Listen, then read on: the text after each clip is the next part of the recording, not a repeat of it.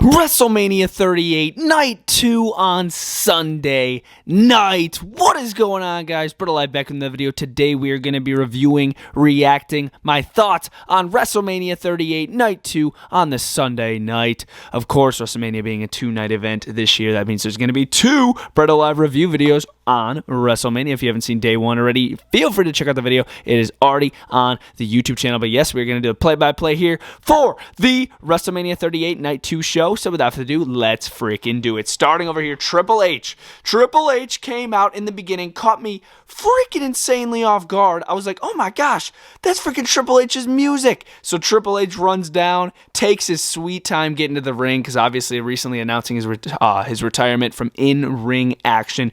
So this was one of his last entrances here at WrestleMania, probably. So he was just taking it all in. He did the water with the water bottle. He did the poses on each side of the freaking ring. I'm like, dude, this is just awesome. He left his boots in the ring, which I thought was kind of sad, because he's one of the freaking best of all time. And then he said, welcome to WrestleMania. And then he really got the crowd hyped up. So I thought that was a really cool, fun way to open up the show. Speaking of a fun way to open up the show, Triple Threat Raw Tag Team title match. I wasn't really too excited for this match. It was RK Bro going up against Alpha Academy and the Street Profits for the Raw Tag Team Championships, of course. This was a great opener. An absolutely great opener. There's some high-flying maneuvers from Montez Ford, Riddle. Literally everybody in this match was going crazy. Riddle hit this wicked RKO on Chad, I believe it was one of the Street Profits off the top rope. It was wicked. And then Randy Orton hit an RKO on Chad Gable in midair, pinning him. I'm like, dude, he really shooshed Chad Gable. I'm like, let's go. So RK Bro was able to retain the Raw Tag Team Championships after 2 RKOs, which I thought was really cool. And then the Street Profits, they come in the ring after the match. I'm like, oh my gosh, are Street Profits about to turn heel? I'm like, oh my gosh. They toasted with something in like the cup of Montez Ford's drink. I would assume like some alcohol of some sort. And then Chad Gable runs in the ring, tries to interrupt, and then they call over Gable Steveson or something, like that Olympian dude. They call him in the ring, and then he takes out Chad Gable. I thought that was pretty unnecessary. I would have just tried to focus on Randy Orton and Riddle mainly this entire time, because dude, they deserve most of the like freaking spotlight, not Gable Steveson. What has he done? Like, come on, no, dude. RK Bro definitely deserved most of the spotlight here, especially after a really good defense for the Raw Tag Team Championships like that. Definitely. Moving over here is the Women's Tag Team Championship Fatal 4-Way match. It was Sasha Banks and Naomi going up against Shayna Baszler and Natalya, going up against Rhea Ripley and Liv Morgan, as well as the current champions Selena Vega and Carmella. It was a decent match. There were some decent spots, but I really could just never get behind it. I'm going to be honest. I wasn't really the biggest fan of this match whatsoever. I mean, they had some decent spots, but I could just never get behind it. It was just like, I'm so bored. Like, come on, when is this going to end? You know what I'm saying? But yeah, it was for the Women's Tag Team Championships. Sasha Banks and Naomi were able to pick up the victory and gain the Women's Tag Team Championships. So that was pretty cool. Definitely my favorite tag team out of the 4 that were fighting for them. But as far as the match goes, wasn't really into it.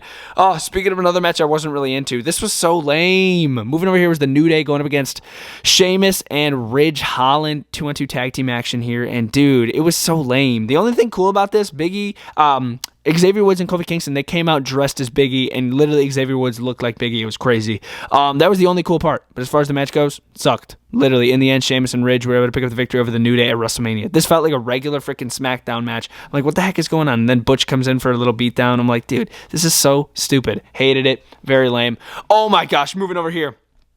Sami Zayn versus Johnny Knoxville. I'm going to be honest with you guys. I've been hating on this a lot. And dude, this match was hilarious. Oh my gosh. I've never laughed this much during a professional wrestling match. I've never laughed this much during a wrestling match before.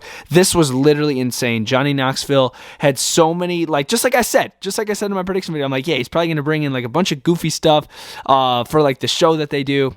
And he did. He brought in the gigantic hand. He had a table with a bunch of freaking mouse traps on it. He had a gigantic mouse trap that he trapped Sami Zayn in to pin him in the end. He had little Wee Man come out, and Wee Man body slammed Sami Zayn, but then he kicked him in the face. This was great. There was so much that went down in this match. He had a taser. Johnny Knoxville was freaking insane. Sami Zayn was awesome in this match too. In the end, like I said, Knoxville was able to pin Sami Zayn with an assist from the gigantic mousetrap.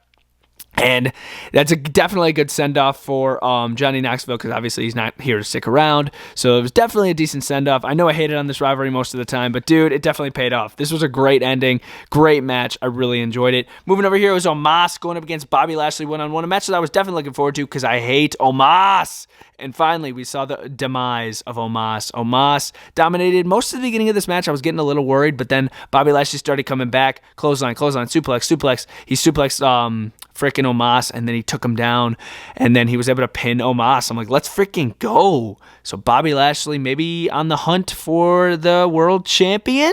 I don't know. We'll have to see what Lashley's going to be doing after he beat Omos here, who's been defeated for almost a year now. So literally, that was an insane match. I definitely wouldn't have had Bobby Lashley take out Omos on Monday Night Raw, though, because he did drop Omos on Raw before WrestleMania. So I think that was pretty unnecessary. But as far as this match goes, I thought it was pretty cool to see Bobby Lashley take out Omos. Moving over here, we had a great matchup between AJ Styles and Edge. I loved the entrances. I loved the entrance gear. AJ Styles walked out. He already had blood on his face. I'm like, what the heck's going on? He already had like a big cut on the side of his head. I'm like, what the heck happened backstage, AJ?